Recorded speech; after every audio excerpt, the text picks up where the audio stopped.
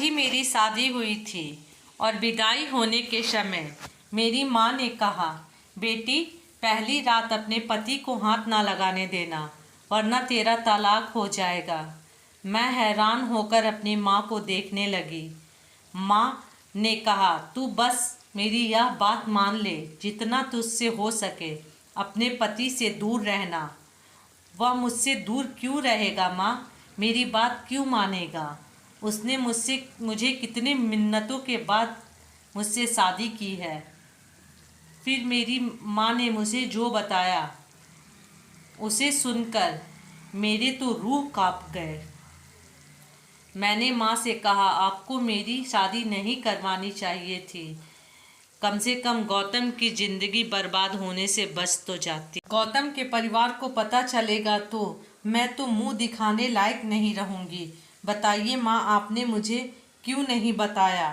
तब माँ ने कहा, देखो बेटा, गौतम की जिद पर मैंने यह शादी की है। फिर मैं भी सोचा कि कितने दिन तक तुम कुंवारी बैठी रहोगी। एक दिन तो कहीं न कहीं तुम्हारी शादी करनी ही पड़ेगी। तो जब गौतम इतना जिद कर ही रहा है तो चलो तुम उसी से शादी कर लो। शादी की पहली रात जब गौतम कमरे में आया तो मैं चेहरा ढक के बैठी हुई थी। तब गौतम दूर से बैठे मेरी तारीफ किए जा रहा था और मैं सुनकर बहुत दुखी हो रही थी। भी लग रहा था कि गौतम मेरे करीब आएगा तो मैं क्या कहूँगी। फिर गौतम कुछ देर के बाद मेरे पास आया और बैठा, मेरा हाथ अपने हाथ में लेकर बातें करने लगा। मैंने अपना हाथ झटक दिया और खड़ी हो गई। गौतम बोला, यह क्या कर रही हो तुम? मुझसे दूर रहो, मेरे करीब ना आना। गौतम शादी की रात दुल्हन बने मैं अपने कमरे में बैठी हुई थी और गौतम मुझसे पूछ रहा था, तुम ऐसा क्यों कर रही हो? मुझे बताओ, तुम पर मेरा पूरा हक है। आखिर क्या वजह है? इतनी दिक्कतों के बाद हमारी शादी हुई है। आखिर तुम ऐसा क्यों कर रही हो? मुझे बताओ। मैं उससे क्या बताती कि मैं क्यों नहीं बता रही हूँ? तुम मेरे सच्चाई जान के मुझे छोड़ दोगे? मेरे मन में बहुत सारी बातें चल रही थी, लेकिन गौतम था कि बात सुनने को तैयार ही नहीं था। वह बस मेरे करीब आने को मरा जा रहा था। वह मेरे मुंह दिखाई के लिए चैन लेकर आया था जो वह मेरे गले में पहनाने लगा और उसकी उंगलियों मेरे गले को स्पर्श कर रहे थे, जिसकी वजह से मैंने उसके हाथ फिर से झटकते हुए कहा, तुम दूर हो जाओ वरना मैं चिल्लाऊंगी। और इतना कहकर मैं बेहोश हो गई। गौतम बिल्कुल घबरा गया और कहने लगा, सुरभि उठो, सुरभि उठो। अभी तो सारे मेहमान गए भी नहीं थे और सुरभि बेहोश हो गई। तब गौतम डॉक्टर के पास लेकर गया। डॉक्टर ने उसे चेक किया, कहा शायद कमज़ोरी की वजह से बेहोश हो गई होगी। और इधर मेहमान बात बनाने में लगे हुए थे। मैं घर आई और अपने कमरे में चली गई और बाहर सबकी आवाज़ें सुन रही थी। सभी गौतम को छेड़ रहे थे। ना जाने रात में ऐसा क्या किया कि बेचारी बेहोश हो गई और सबके हंसने की आवाज़ आ रही थी। लेकिन बेचारा गौतम सर झुकाए सबकी बातें सुने जा रहा था। मेरी सास कमरे में खाना लेकर आई और मुझसे बोली, बेटा खा लो और कुछ दिन अच्छे से आराम कर लो। कुछ दिनों के बाद सारे मेहमान भी चले गए थे और मुझे भी कुछ अच्छा लगने लगा था, तो मैं खुद ही सारा काम संभालना शुरू कर दिया। माँ की सहेली और उसकी बेटी, जो कि मेरे ही हम उम्र होंगे, वह लोग अभी नहीं गए हुए थे। सोनल, जो गौतम की बहुत अच्छी फ्रेंड थी, कुछ ज़्यादा ही गौतम से बात किया करते थे, जो मुझे बिल्कुल अच्छा नहीं लगता था। लेकिन गौतम तो उसे थोड़ा भी भाव ही नहीं दिया करता था।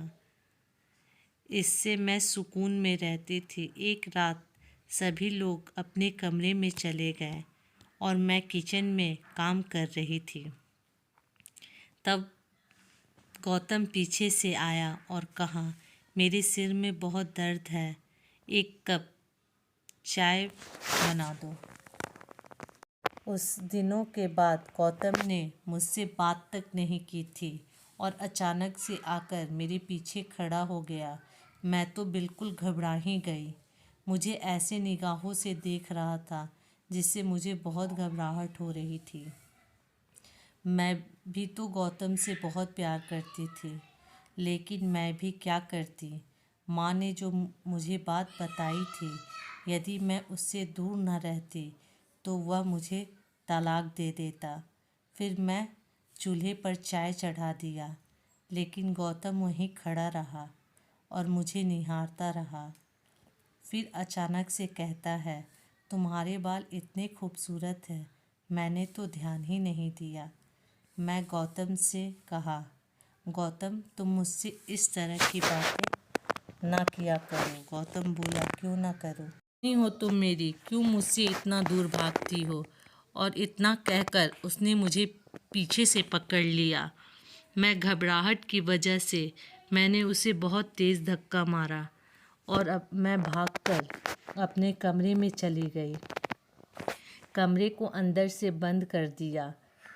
उस रात गौतम बाहर ही हॉल में सो गया और मैं पूरी रात रोती रही कि भगवान ने मेरे साथ ही ऐसा क्यों किया।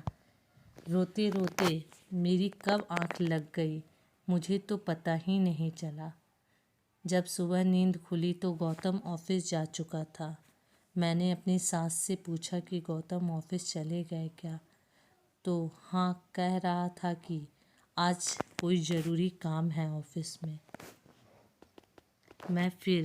मुझे याद आया कि पूरी रात हॉल में सो रहे थे, उन्हें कोई देखे नहीं, इसलिए सुबह उठकर ऑफिस चले गए होंगे। और उस दिन के बाद से गौतम ने मेरे नज़दीक आने की कोशिश नहीं की, लेकिन सोनल के करीब जा रहे थे, जो कि मुझे बिल्कुल बर्दाश्त नहीं हो रहा था। सोनल उनका रात में इंतज़ार करती। ऑफिस से आने के बाद दोनों साथ में खाना खाते, देर रात तक बैठकर बातें करते। मैं अंदर ही अंदर यह सब देखकर घुट रही थी, लेकिन मैं किस मुंह से मना करने जाती। एक दिन मैं अपने कमरे में सो रही थी और वह दोनों की काफ़ी हंसी की आवाज़ आ रही थी। फिर मैंने देखा कि सोनल गौतम के बाहों में सो रही है। मेरे तो पैर तले ज़मीन खिसक गई और तब तक मेरी आंखें खुल गई।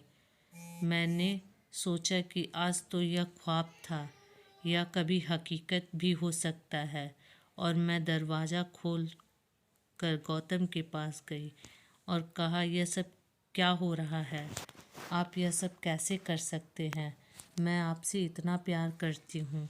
तब गौतम मेरा हाथ पकड़कर कमरे में लेकर आया और कहा, तुमने क्या कहा? एक बार फिर से बोलो। यह बात सुनने के लिए ही तो मैंने यह सारे नाटक किए थे। मेरे कान तरस गए थे यह शब्द सुनने के लिए। एक बार फिर से बोलो ना।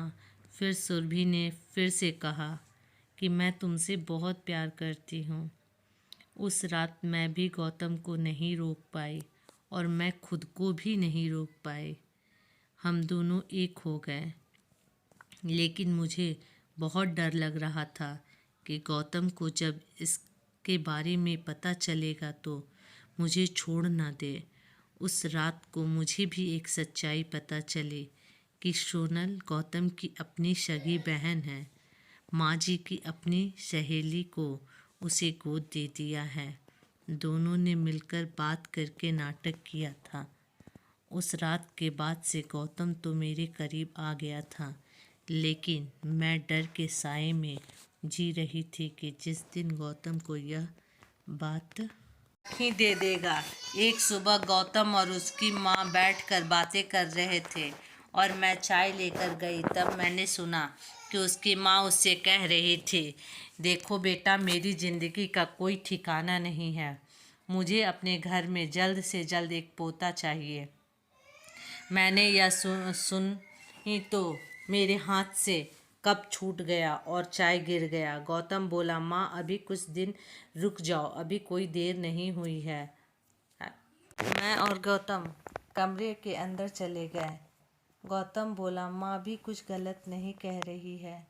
हमें तो जल्द से जल्द घर में एक बच्चा लाना ही होगा। मैं तो बिल्कुल डर गई। मैंने कहा, इतनी भी जल्दी क्या है गौतम? दिन बीतने के बाद गौतम मुझे डॉक्टर के पास लेकर गया। मैं तो समझ गई अब मेरी शादी बचने वाली नहीं है। मुझे तो अब तलाक मिलना ही मिलना है।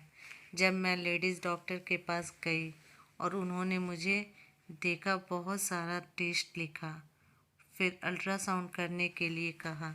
जब मैं अल्ट्रासाउंड कराने गई तो अल्ट्रासाउंड वाले डॉक्टर ने मुझे जैसे देख रही थी, मैं तो बिल्कुल डर गई।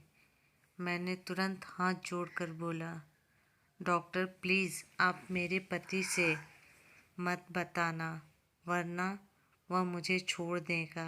प्लीज़ डॉक्टर, आप मेरे परिवार वालों से कुछ नहीं कहना। यह बात छुपाने वाली नहीं है। इस बात को तुम कितने दिन छुपा सकोगी? मैं तो तुम्हें यही कहूँगी, तुम अपने परिवार वालों से यह बात बता दो। मैं गौतम से कुछ कहती, उससे पहले गौतम के हाथ में रिपोर्ट आ चुकी थी। गौतम पूरे रास्ते कुछ नहीं बोला। घर आया। घर आते ही माँ ने कहा, बेटा रिपोर्ट में सब कुछ ठीक तो है ना?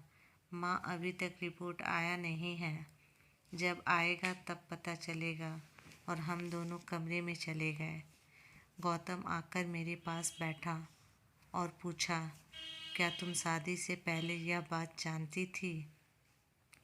मैंने ना में सिर हिलाया और कहा, मुझे इस बारे में कुछ नहीं पता था। शादी के दिन मेरी माँ ने मुझे यह सब बताया और इसलिए मैं तुम्हें छूने नहीं दिया। मुझे डर था कि आपको पता चलेगा तो आप मुझे तलाक दे देंगे। इस वजह से मैंने यह बात आपसे छुपाई। शादी की रात माँ ने मुझे बताया था कि मेरा पीरियड नहीं आता है क्योंकि मैं जन्मजात से ही मेरा बचदानी नहीं था। जब मेरा पीरियड नहीं आया तो माँ लेडीज़ डॉक्टर से चेक कराया तो पता चला कि मुझे जन्म से ही बच्चेदानी नहीं है और इसका कोई इलाज नहीं है।